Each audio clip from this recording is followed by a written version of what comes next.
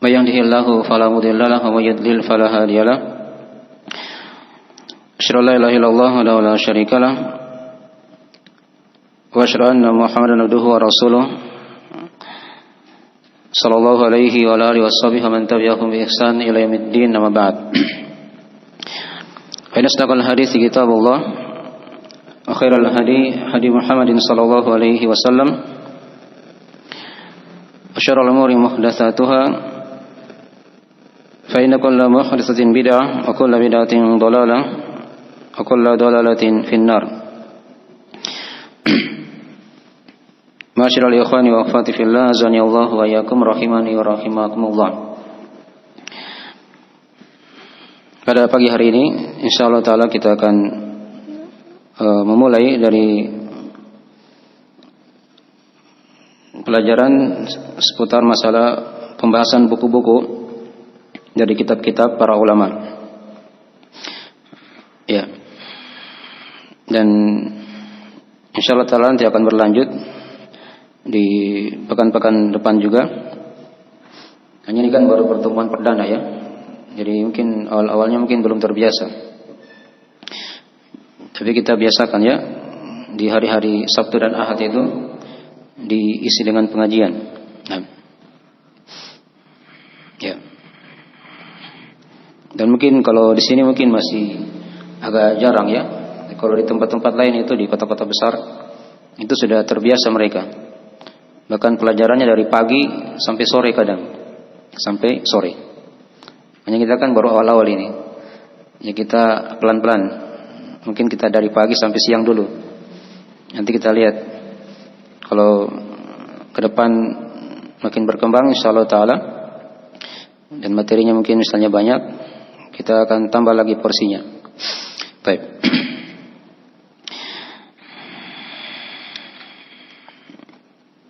Dan buku yang kita akan kaji di pertemuan pertama ini adalah buku seputar masalah adab dan keutamaan ilmu. Yes.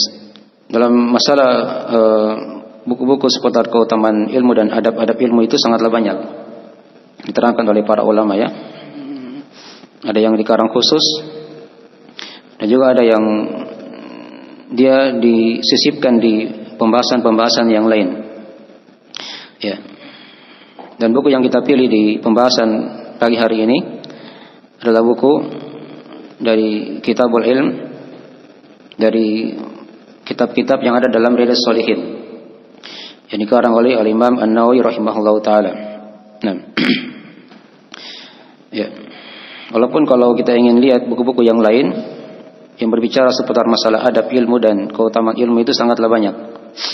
Ada yang meluas, ya.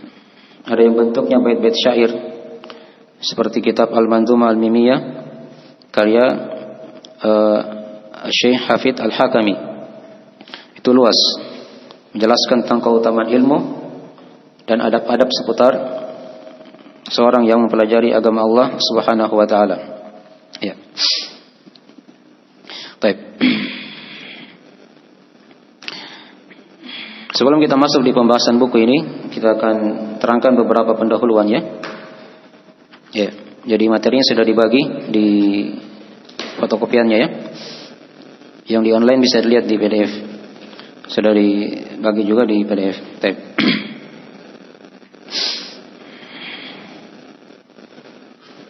Dan pembahasan dari seorang mempelajari Kitabul Ilm seputar keutamaan ilmu itu ada manfaatnya. Diterangkan oleh para ulama, di antara manfaatnya yang pertama adalah agar seorang itu bisa punya motivasi dalam belajar. Ya. Punya semangat dalam mempelajari ilmu agama. Ini dari manfaat yang pertama, dari manfaat seorang mempelajari Kitabul Ilm. Ya. Karena diterangkan nanti keutamaan-keutamaan ilmu yang dengannya dia akan termotivasi, bersemangat untuk mempelajari agama Allah Subhanahu wa taala. Ya. Kemudian yang kedua, dari manfaat juga seorang mempelajari Kitabul Ilm yang terdapat padanya dari keutamaan-keutamaan ilmu serta adab-adab ilmu adalah agar dia punya keistiqomahan dalam belajar agama, ya, dalam mempelajari agama Allah Subhanahu wa taala. Ini yang dituntut, ya. Karena kadang sebagian dari ikhwan atau akhwat, kadang dia bersemangat ketika baru kenal dakwah saja. Ya, kenal dakwah semangat. Nah, belum menikah semangat. Ya. Pas setelah menikah, punya anak, itu turun semangatnya. Nah, lama kenal dakwah, kadang sudah hilang dari majelis-majelis ilmu. Nah, ini kadang karena dia tidak tahu keutamaan ilmu. Keutamaan ilmu agama itu apa? Ya, itu pentingnya kita mempelajari dari kitab Al-Ilm ini, agar seorang punya keistiqomahan. Dan keistiqomahan ini dari hal yang dibutuhkan seorang hamba sampai dari akhir kehidupannya.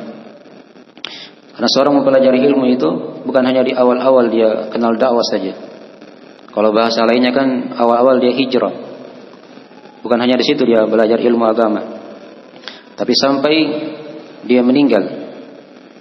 Itu dari target seorang dalam kehidupan. Baik, diterangkan dalam biografi Imam Ahmad rahimahullah taala, ketika beliau di masa tuanya sudah penuh tinta, belepotan bajunya dengan tinta. Maka beliau ditanya oleh murid-muridnya, nah, sampai kapan kita bersama tinta? Bersama tinta menulis, ya, dari faedah ilmu. Maka beliau berucap dengan perkataan yang masyhur itu, ma'al mahbara ilal maqbara, bersama tinta sampai di kuburan, sampai di kuburan. Dan orang-orang yang istiqomah dalam kehidupan itu diterangkan keutamaannya. Di antaranya tatkala mereka di sakaratul maut, diterangkan dalam Al-Qur'an Al-Karim, innal ladzina qalu rabbuna Allahu tsumma istaqamu tatanazzalu alaihimul malaikatu alla takhafu wa la tahzanu wa abshiru bil jannati allati kuntum tu'adun. Dan orang-orang yang istiqomah, dia berkata, Rabb kami adalah Allah, kemudian dia istiqomah. Ini di akhir kehidupannya. Maka tatanazzalu alaihimul malaika, maka akan turun kepadanya para malaikat. Ini di akhir kehidupannya, di sakaratul maut. Para malaikat ini mengkhabarkan, alla takhafu wa la tahzanu, dari malaikat rahmat, ya. Jangan kalian khawatir dan bersedih hati. Ya. Wa abshiru bil jannati allati kuntum tu'adun, dan bergembiralah dengan surga yang kalian telah dijanjikan darinya. Nah, bagian di antara dari manfaat seorang mempelajari kitab Al-Ilm yang terdapat padanya keutamaan-keutamaan ilmu, agar dia punya keistiqomahan dalam belajar.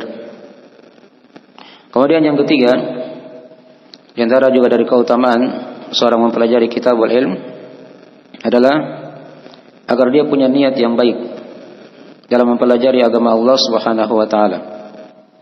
Ini niat dari hal yang sangat penting sekali. Ya. Dia niatkan hanya mencari wajah Allah. Dan nanti kita akan lewati hadis-hadis dalam kitabul ilm ini.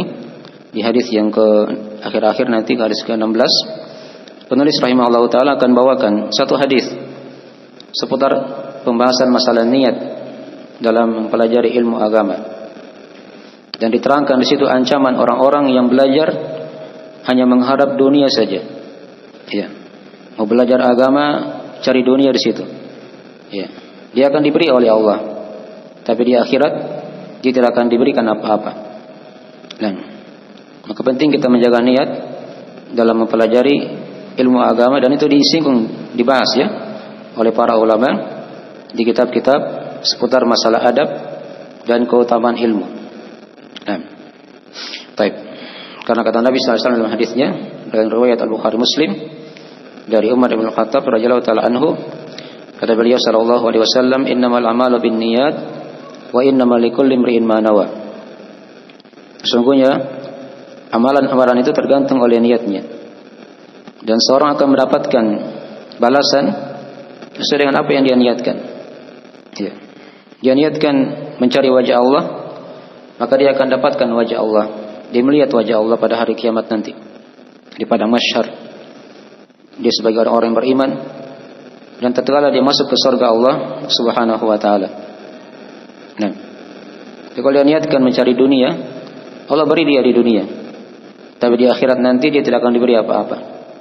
Man kana yuridul hayata dunya wa zinataha nuwaffi ilaihim a'malahum fiha wa hum fiha la yubkhasun. Ulaika alladziina laysa lahum fil akhirati illa an-nar wa habita ma sana'u fiha wa batilu ma kanu ya'malun. Kata Allah, siapa yang menghendaki kehidupan dunia, dia beramal amalan agama, dicari dunia di situ. Maka kata Allah, nuwaffi ilaihim a'malahum fiha. Ya, kami akan penuhkan, kami akan berikan apa yang dia niatkan di situ. Wa hum fiha la yubkhasun, dan dia tidak akan dikurangi, dikasih apa yang dia mau dari niat dunia yang dia inginkan di situ. Ketika mempelajari agama Allah atau beribadah secara umum. Tapi diancam oleh Allah pada hari kiamat nanti. Ulaikal ladzina laisa lahum fil akhirati illa an-nar. Mereka itulah yang tidak mendapatkan bagian di akhirat kecuali hanyalah api neraka. Wa habita ma sana'u fiha wa batilum ma kanu ya'malun. Terhapus apa yang mereka telah amalkan dan batilah apa yang mereka telah kerjakan. Nah, mungkin dari perkara yang diingatkannya dalam pembahasan adab-adab seputar keutamaan ilmu. Ya. Jadi seorang dia menjaga niatnya dalam belajar. Niat dari perkara yang sangat penting dan dalam beribadah kepada Allah Subhanahu wa taala, karena ilmu ini adalah ibadah. Ya, dan ibadah itu hanya diniatkan mencari wajah Allah Subhanahu wa taala dan dihilangkan darinya dari niat-niat untuk mencari dunia dan perhiasannya. Baik. Maka ini 3 keutamaan ya yang diterangkan oleh para ulama, disinggung oleh para ulama seputar membahas tentang keutamaan ilmu. Ya. Agar dia punya apa tadi yang pertama? Coba diulangi. Dia punya motivasi, semangat dalam belajar. Yang kedua, dia punya keistiqomahan dalam mempelajari ilmu agama. Ya, sampai akhir kehidupannya. Dan yang ketiga tadi apa? Agar dia mempunyai niat yang baik dalam belajar. Ya. Baik.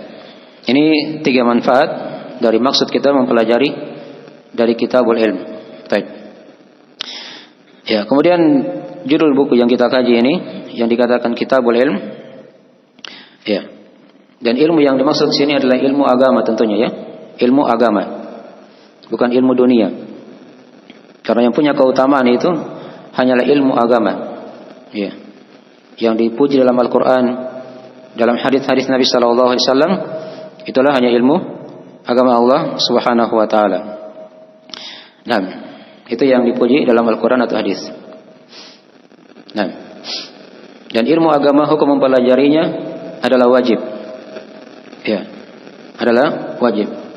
Sementara ilmu dunia itu hukum asalnya adalah mubah, dari hal yang dibolehkan. Kadang dia kalau ada manfaatnya diberi pahala, tapi kalau kadang bisa merusak, maka dia dapat dosa darinya. Tapi kalau ilmu agama, hukum mempelajarinya adalah wajib. Itu diterangkan dalam hadis Anas bin Malik radhiyallahu taala anhu, riwayat Ibnu Majah, di mana Nabi SAW bersabda, "Talabul ilmi faridatun ala kulli muslim." Mempelajari ilmu itu adalah wajib atas setiap muslim dan sekaligus muslimah. Ini dasar dari pijakan kita. Mempelajari ilmu itu adalah wajib. Ya, ini ilmu agama ya, bukan ilmu dunia. Nah, ilmu agama hukum mempelajarinya adalah wajib. Nah, kemudian itu dari pembahasannya kitabul ilm. Baik. Kemudian dari pembahasan juga yang lain, dari pendahuluan juga yang perlu kita terangkan di sini, bentuk-bentuk kewajiban tadi itu ya, yang sudah diterangkan. Jadi kewajiban dalam mempelajari ilmu itu kan ada 2 macam. Ada 2 macam. Ada yang namanya ilmu yang sifatnya wajib ain, Dan yang kedua ada yang namanya wajib kifayah. Ya, fardu ain atau fardu kifayah. Terbagi dua seperti itu ya, tapi sama-sama hukumnya apa? Wajib. Ya. Apa saja itu ilmu yang dikatakan wajib ain, wajib kifayah? Ini penting kita ketahui ya. Dan yang sifatnya wajib ain itu dia adalah ilmu yang seorang tidak boleh jahil darinya. Dia wajib mempelajarinya. Dia wajib mempelajarinya. Baik. Ini yang sifatnya wajib ain. Tidak boleh dia jahil di situ. Dia harus belajar. Tiap-tiap orang harus mengetahui ilmu tersebut. Karena kapan dia jahil, maka dia akan berdosa di situ. Dia akan berdosa darinya. Seperti contoh misalnya tentang masalah ilmu yang berkaitan dengan syahadat la ilaha illallah. Ya. Ini ilmu yang fardu ain dipelajari. Ya. Dia merupakan awal kewajiban kita dan merupakan akhir kewajiban kita. Nah. Dan seorang ketika dia meninggal itu disesuaikan dengan keadaannya. Dia meninggal di atas kebiasaan yang dia berada di situ. Apa saja kita lihat ya dari manusia. Kalau dia orang-orang yang taat pada Allah, dia akan diwafatkan di atas ketaatan. Pelaku maksiat juga seperti itu sebaliknya. Nah, nas'alullah salamata wal afiyah. Ya. Maka ketika dia memahami tauhid, syahadat la ilaha illallah Muhammadar Rasulullah, maka dia diharapkan, ya, diharapkan dia ini bisa diwafatkan oleh Allah dalam keadaan dia membaca syahadat tersebut ketika di akhir kehidupannya. Karena kata Nabi dalam hadisnya, "Man kana akhir kalamihi la ilaha illallah, dakhalal jannah."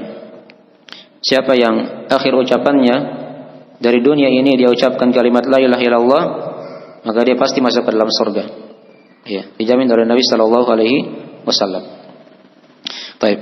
Tapi dia tidak ucapkan saja ya, dia ucapkan, dia ilmui, itu yang mengantar dia nanti pada hari sakaratul mautnya, dia bisa dimudahkan oleh Allah untuk mengucapkan la ilaha illallah. Contoh ya, dari ilmu yang sifatnya wajib ain. Kemudian yang kedua, masih kita terangkan dulu dari uraian-uraian ilmu yang sifatnya wajib ain. Di antara ilmu yang wajib ain juga adalah ilmu seputar masalah bagaimana cara dia beribadah kepada Allah. Bagaimana cara dia beribadah kepada Allah Subhanahu wa taala di muka bumi ini. Ya. Itulah ilmu tauhid yang bercabang darinya dari syahadat la ilaha illallah. Nah, karena di hari kiamat nanti kita akan ditanya oleh Allah. Wa yauma yunadihim aina syuraka'i alladzi kuntum taz'umun. Hari tatkala Allah memanggil mereka, di mana sekutu-sekutu kalian? Ya, yang kalian sangka bisa menolong kalian. Ya. Kita akan ditanya oleh Allah pada hari kiamat. Nah, sejauh mana kita beribadah kepada Allah Subhanahu wa taala? Dan soal yang kedua, wa aina yunadihim madza ajabtumul mursalin. Nah, hari tatkala Allah bertanya kepada mereka juga, sejauh mana kalian menjawab dakwah para nabi dan para rasul? Ya, kita diutus oleh Nabi, kita diutus oleh Allah, ada berpetunjuk kepada Nabi kita Nabi Muhammad sallallahu alaihi wasallam. Maka nanti di hari kiamat kita akan ditanya oleh Allah, sejauh mana kita mengikuti dari sunnah Nabi sallallahu alaihi wasallam, dari agama Nabi sallallahu alaihi wasallam. Ya. Ini dari ilmu-ilmu yang sifatnya wajib ain. Kita pelajari. Bagaimana cara kita beribadah kepada Allah dan bagaimana cara kita menerapkan agama ini. Dan kita mengikuti tuntunan Rasulullah sallallahu alaihi wasallam. Ya, disitulah dibahas masalah salatnya, bercabang dari akidah dari tauhid, pembahasan masalah salat. Ya. Karena salat akan benar ketika dia didasari oleh tauhid. Nah. Baik. Sebelum salat dia harus tahu masalah taharah.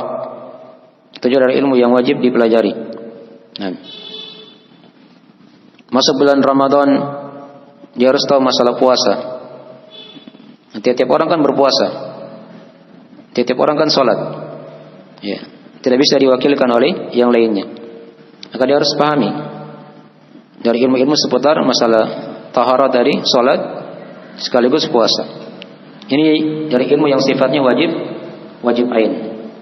Nah, kemudian kalau dia berbicara masalah zakat, ya, zakat itu dia tidak wajib ain ya bagi setiap orang.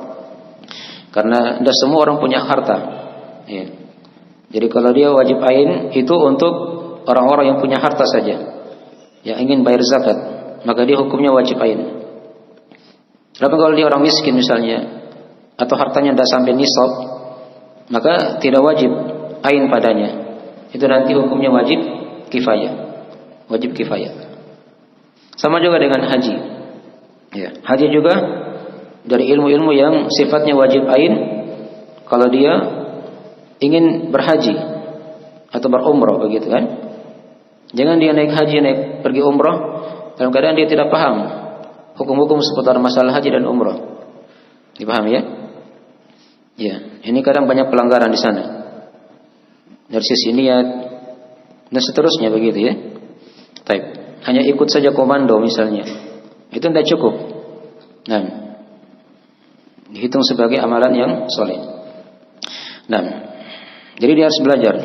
Wajib ain bagi yang punya harta. Adapun kalau dia tidak punya harta, belum ada kemampuan untuk naik haji atau berumrah, maka hukumnya wajib kifayah. Hukumnya wajib kifayah untuk dipelajari. Baik. Itu di antara contoh-contoh ya. Kita gambarkan dulu gambaran global dari ilmu-ilmu yang sifatnya wajib ain. Kemudian juga di antara ilmu yang sifatnya wajib ain adalah seputar masalah jual beli. Ini khusus untuk para pedagang. Jadi kalau dia pedagang di pasar atau dia punya toko misalnya, dia harus pelajari ilmu yang sifatnya masalah-masalah jual beli. Ya. Jangan sampai dia bertransaksi di tengah manusia, dia melakukan perkara riba, hal-hal yang diharamkan oleh Allah dalam jual beli. Nah, itu ini ilmu fardu ain bagi para pedagang. Adapun kalau dia bukan pedagang, maka hukumnya apa? Fardu kifayah. Jelas ya? Baik. Apalagi yang fardu ain? Ya, misalnya dia di masalah fikih ya, tadi kita masih masalah fikih terus ini. Dari taharah tadi, salat, puasa, zakat, haji, jual beli. Ya. Kalau dia misalnya kerja di kantor urusan agama, di KUA begitu kan, maka hukumnya wajib ain dia pelajari hukum seputar masalah nikah, ya, masalah perceraian dan hal-hal yang berkaitan dengan masalah itu. Itu wajib ain dia pelajari, karena nanti manusia atau kaum muslimin akan mengarah ke dia nanti, bertanya begitu kan, kalau ada masalah-masalah seputar pernikahan atau konflik di tengah keluarga misalnya, ya. Itu wajib ain untuk dia. Yang selainnya yang tidak masuk ke situ, maka hukumnya fardu kifayah. Nah, jadi ini dari sekilas ya, dari ilmu-ilmu yang sifatnya wajib ain.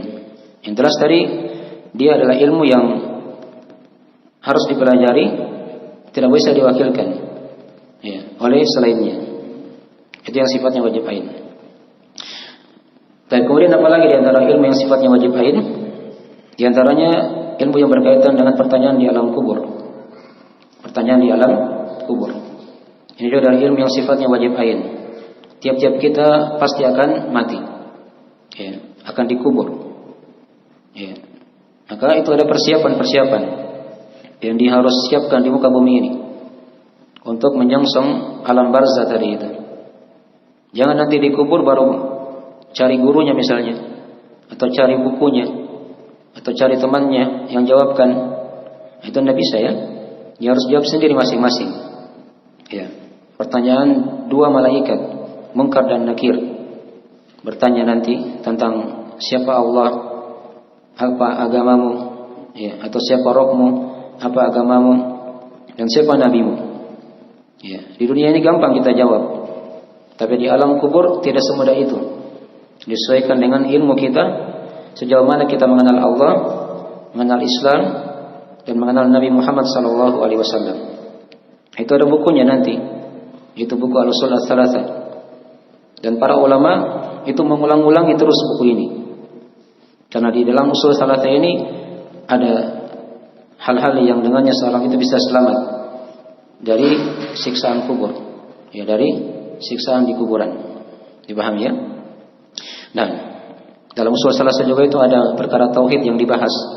Dasar-dasar dalam agama kita seputar masalah tauhid. Dalam Usul Ats-Tsalatsah juga itu dibahas masalah rukun-rukun Islam, masalah syahadat, la ilaha illallah Muhammadur Rasulullah, dari cara kita beribadah kepada Allah walaupun ringkas. Dan rukun-rukun Islam yang lainnya diterangkan kewajiban-kewajibannya oleh para ulama. Ini diantara dari ilmu-ilmu yang sifatnya wajib ain. Nah, kita pindah sekarang di ilmu yang sifatnya wajib kifayah. Jadi program kita di pembahasan buku di hari Sabtu ini, itu kita bahas ilmu-ilmu yang sifatnya wajib ain. Itu yang kita kejar dahulu ya. Dan metode ini sudah diajarkan oleh para guru kita, para ulama sebelumnya sudah berjalan. Hanya kita mungkin di sini baru. Ya, kita baru lihat model pelajaran seperti ini. Tapi di tempat-tempat lain itu sudah banyak diajarkan. Bahkan porsi mereka belajar itu lebih lama, dari pagi kadang sampai malam. Disiapkan waktu satu hari begitu ya. Tapi kita mungkin sekarang baru pendahuluan ya. Kita jangan langsung satu kali sampai malam. Ya, kita pelan-pelan. Lihat kemampuan. Kalau mampu kita tambah lagi jamnya, sedikit lagi sampai menjelang asar misalnya. Ke depan ya, begitu. Kalau masih mampu kita tambah lagi sampai maghrib. Kalau masih mampu lagi ya tambah sampai apa? Sampai isya. Ya. Kita bertahap. Ya, yang jelas ilmu agama itu sangatlah luas.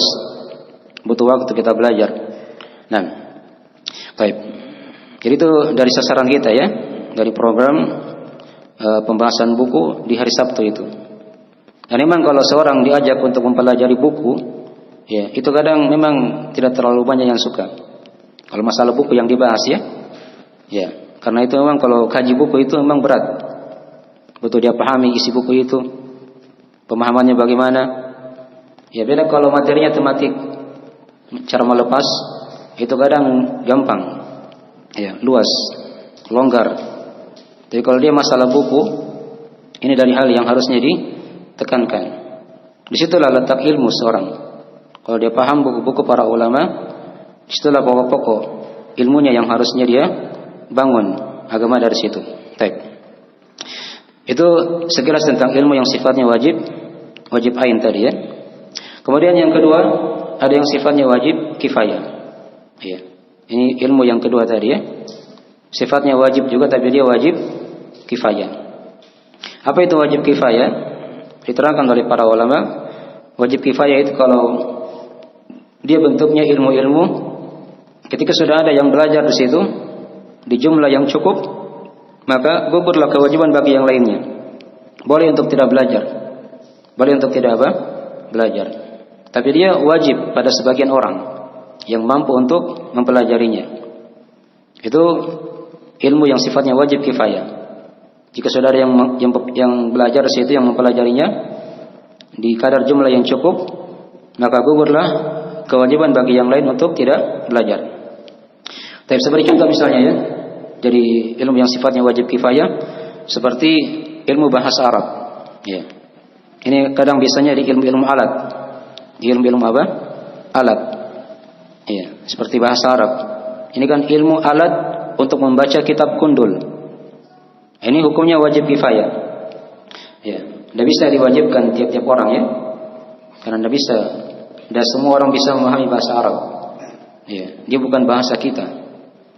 Tapi bahasa luar sana. Tapi kalau dia jujur dalam belajar, Allah akan mudahkan dia dalam mempelajari bahasa Arab tersebut. Dipahami ya? Baik. Itu alat untuk memahami dari kitab-kitab para ulama. Bahkan itu merupakan pintu untuk segala cabang-cabang ilmu yang lainnya. Dari ilmu akidahnya, ilmu fikihnya, ilmu tafsirnya, ilmu hadisnya. Ya. Itu kalau dia paham bahasa Arab, akan mudah dia belajar. Akan mudah dia apa? dia belajar. Nah, tapi dia sifatnya wajib kifayah, bukan dari hal yang sifatnya wajib ain. Baik. Apalagi yang sifatnya wajib kifayah seperti ilmu tajwid. Ya. Tajwid juga dia sifatnya wajib kifayah, bukan wajib ain. Mendalami ilmu tajwid, hukum-hukumnya itu wajib kifayah ya. Tapi kata para ulama, beramal dengan tajwid ketika membaca Al-Quran itu hukumnya wajib ain. Hukumnya wajib ain. Ya. Baik. Kan kita kan diperintah dalam Al-Quran oleh Allah, warattilil Qur'ana tartila. Dan bacalah Al-Quran itu dengan tartil, dengan tajwid, kata Ali bin Abi Thalib. Ya. Asal perintah bermakna wajib. Kita baca Al-Quran dengan tajwid yang benar. Ya. Sekarang bagaimana caranya kita bisa paham tajwid? Nah, kita belajar ilmu tajwid tadi itu. Walaupun dia sifatnya wajib kifayah menurut pendapat mayoritas ulama. Ya, menurut pendapat kebanyakan para ulama. Karena kadang orang ada yang bisa baca Al-Quran walaupun dia tidak belajar ilmu tajwid. Ada ya? Ya, siapa itu? Yang bisa beri contoh? Bisa baca Al-Quran dengan bagus, dia tidak belajar ilmu tajwid. Hah? Ya Nabi kita. Ya Rasulullah SAW. Beliau dengar dari Jibril langsung. Malaikat Jibril membacakan, Nabi langsung apa? Ikuti bacaannya, dihafal tanpa belajar ilmu tajwid. Ya. Yang dicarikan kewajiban di situ dia bisa baca apa? Quran dengan tajwid yang benar. Walaupun dia tidak belajar ilmu tajwidnya. Ada seperti itu. Ya. Tapi ini butuh kecerdasan. Butuh kecerdasan. Siapa lagi yang tidak belajar tajwid? Dia bisa baca Al-Quran dengan bagus selain Nabi. Hah? Ya para sahabat sallallahu alaihi wasallam. Mereka dengar dari Nabi sallallahu alaihi wasallam baca Al-Quran dan mereka tidak belajar ilmu tajwid. Ya. Karena ilmu-ilmu ini itu ada di masa tabi'in. Tabi'in berjalan. Baru mulai di situ dikarang buku-bukunya. Sahabat itu mereka baca Al-Quran, mereka tidak belajar ilmu tajwid. Tapi hukum-hukum tajwid mereka pahami semuanya. Ya. Dari Nabi sallallahu alaihi wasallam. Ya. Dipahami ya? Itulah kata para ulama kenapa ilmu tajwid itu hukumnya fardu kifayah. Ya, bukan fardu ain ya, tapi fardu apa? Kifayah. Jelas ya? Baik. Itu contoh ya dari ilmu yang sifatnya fardu ain. Ya, apalagi yang sifatnya fardu ain fardu kifayah ya. Baik. Saya ucap tadi. Ilmu tajwid fardu kifayah. Baik, contoh yang lain lagi dari yang sifatnya fardu kifayah seperti ilmu alat yang lain seperti usul-usul itu kan. Ya, usul fikihnya, usul tafsirnya, ya, mustalah hadisnya. Ini ilmu-ilmu alat semuanya. Kalau usul fikih dia belajar untuk memahami cara berdalilkan dalam agama, cara pakai ayat atau hadis bagaimana. Ya, dan sekaligus agar dia bisa pahami ilmu fikih. Ya, dia belajar usul fikih. Kalau usul tafsir dia belajar untuk bisa memahami ilmu apa? Tafsir. Ya, kalau mustalah hadis dia belajar agar bisa memahami ilmu hadis. Ini usul-usulnya dipelajari di situ ya di fardu kifayah. Di fardu kifayah. Ya, sekali lagi ini bukan fardu ain ya. Karena ada semua orang bisa memahami usul fikih atau usul tadi itu yang dia merupakan ilmu-ilmu apa? Alat. Baik. Jadi sekilas ya tentang contoh-contoh sebagian contoh dari ilmu itu. Ya. Nah, jadi kalau sudah tergambar seperti itu, ini bisa dia bisa perkirakan dari kehidupannya bagaimana, umur kita berapa, agar bisa digunakan untuk belajar. Ada yang sifatnya wajib ain. Kalau dia bisa masih ada lagi dia bisa kejar fardu kifayah. Ya. Ini butuh waktu ya. Tapi para ulama telah mengarang buku-buku dalam masalah ini ya, dasar-dasar agar kita bisa memahami dari ilmu-ilmu tersebut. Karena usia kita, umur kita ini kalau dipakai untuk belajar, walaupun dia sampai 1000 tahun, itu dia tidak akan bisa untuk menghabiskan ilmu agama Allah Subhanahu wa taala. Itulah kata seorang penyair, dalam dua bait syair kata mereka, ma hawal ilma jami'an ahadun la walau marasahu alfasana innamal ilmu kabahrin zakhirin fattakhid min kulli syai'in ahsana. Kata para ulama, ma hawal ilma jami'an ahadun, seorang itu tidak akan bisa menguasai ilmu itu seluruhnya, la walau marasahu alfasana, walaupun dia belajar sampai 1000 tahun. Ya. Ada tidak umur kita sampai 1000 tahun? Tidak ada ya. Dia tidak akan bisa kuasai ilmu agama semuanya. Tapi bagaimana caranya supaya kita bisa mudah dalam belajar? Nah, kata para ulama, innamal ilmu kabahrin zakhirin fattakhid min kulli syai'in ahsana. Ilmu itu bagaikan lautan yang sangat luas. Ya. Tapi ambillah dari hal-hal yang luas dari itu yang paling baiknya. Yang paling apa? Yang paling baiknya. Ya, itulah yang dikarang oleh para ulama ya, buku-buku ringkas dasar-dasar pijakan dalam memahami ilmu agama. Semua sekarang sudah ada bukunya. Contoh sekarang anggaplah kita bahas seputar keutamaan ilmu. Ini ada kita pakai buku dari Riyadhus Shalihin misalnya, anggaplah itu buku dasar dari Kitabul Ilm. Walaupun ini tidak cukup ya. Kalau mau diterangkan lagi keutamaan ilmu di buku-buku yang lain masih banyak. Tapi ini sekedar pendahuluan saja. Ya. Nah, di bidang-bidang ilmu yang lain sudah ada buku-bukunya semuanya. Kita ini alhamdulillah sudah dimudahkan di masa belakangan ini ya. Nah, oleh para ulama kita yang telah mengatur ya, membuatkan kurikulum tiap-tiap bidang ilmu itu ada buku-buku yang akan dipelajari. Ini tugas kita, tinggal mempelajarinya. Ya. Dan di pelajaran privat itu sudah kita buka sebagiannya ya. Itu ada bidang-bidangnya, di bidang tauhid buku apa yang dipelajari, ya, di bidang manhaj buku apa yang dipelajari, di bidang fikih buku dasar apa yang dipelajari, ya, di bidang tajwid, ya, dan seterusnya. Itu insyaallah taala akan berjalan. Dan nanti kita akan buka juga di sini secara apa? Bertahap. Baik. Jadi dari gambaran-gambaran global seputar pembagian ilmu itu. Seputar pembagian apa? Ilmu.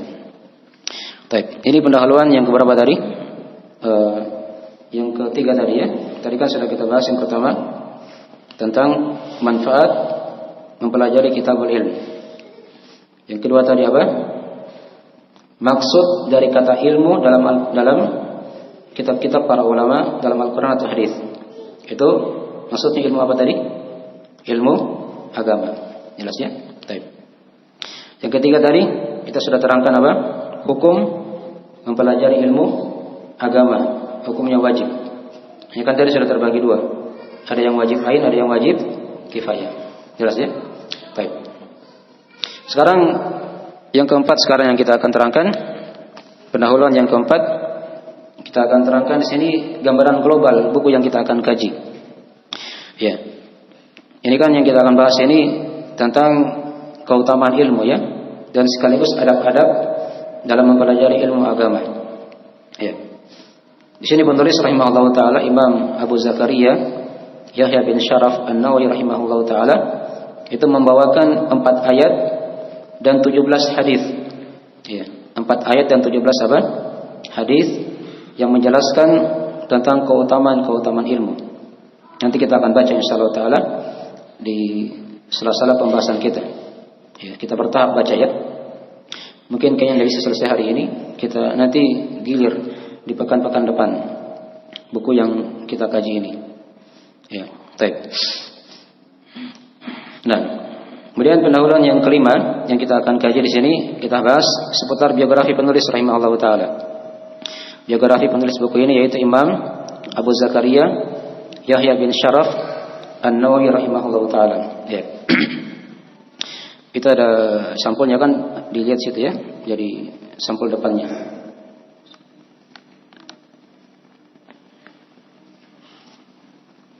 Yaitu nama beliau apa? Yahya bin Syaraf.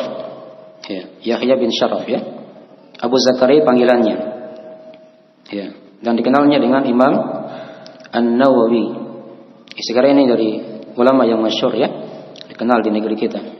Karena beliau memang mazhabnya mazhab Syafi'i dalam bidang fikih. Baik. An-Nawawi ini dia nisbah kepada nama desa beliau ya di Damaskus ketika itu yang bernama desa Nawa. Desa apa? Nawa. Dan itu biasa para ulama ya seperti itu. Kadang dia nisbah kepada desanya, tanah kelahirannya, kadang sukunya, gitu ya. Kadang negerinya, itu macam-macam ya nisbahnya. Ya. Kadang dia nisbah kepada madhabnya misalnya, Syafi'i misalnya kan, atau Hambali, ya, atau Maliki, gitu ya. Itu dari hal yang sudah berjalan dari masa dahulu kala, Baik. Imam Nawawi ini dari ulama yang hidup di abad ke-7 Hijriah. Di abad ke-7 Hijriah. Situ kan ada tahun kelahirannya ya, 631 Hijriah dan wafat 676 Hijriah. Jadi dia hidup di abad ke-7 Hijriah. Ini Imam An-Nawawi rahimahullah taala. Baik. Umurnya tidak terlalu panjang ya. Beliau hanya berumur 45 tahun saja. 45 tahun. Ya mungkin di sini ada yang sampai 40 tahun sudah. Ya. Tapi tidak bisa dibandingkan dengan Imam An-Nawawi rahimahullah taala. Ya. Beliau ini kalau mau dibilang bisa ahli dalam segala bidang. Dalam segala apa? Segala bidang. Ya. Di bidang ilmu beliau punya karangan-karangan yang sangat banyak. Ya di antaranya buku yang dikaji oleh kaum muslimin itu ya, buku Riyadhus Shalihin. Itu dikarang oleh beliau dengan menggabungkan berbagai macam bidang-bidang ilmu di situ. Dari ilmu akidahnya, dari ilmu fikihnya, dari ilmu adabnya. Ya. Ada semua dalam Riyadhus Shalihin. Dalam kitab ilmu juga ini yang kita bahas sekarang ya. Dari adab-adab seputar ilmu dan keutamaan ilmu. Baik. Mungkin dari biografi ringkas dari Imam An-Nawawi rahimahullah taala. Dari sekian tidak bisa kita terangkan lebih panjang ya. Kita hanya singgung karena beliau dari ulama yang sudah dikenal dalam kaum muslimin, di kalangan kaum muslimin secara umum seperti itu. Ini sudah cukup ya. Terkenalnya beliau itu sudah cukup menunjukkan akan ilmu yang dia bawa. Ya, sekarang itu dulu ini sesi pertama yang bisa kita terangkan. Wa nakallahu bihamdik asyhadu an la ilaha illa anta astaghfiruka wa atubu ilaik. Assalamualaikum warahmatullahi wabarakatuh.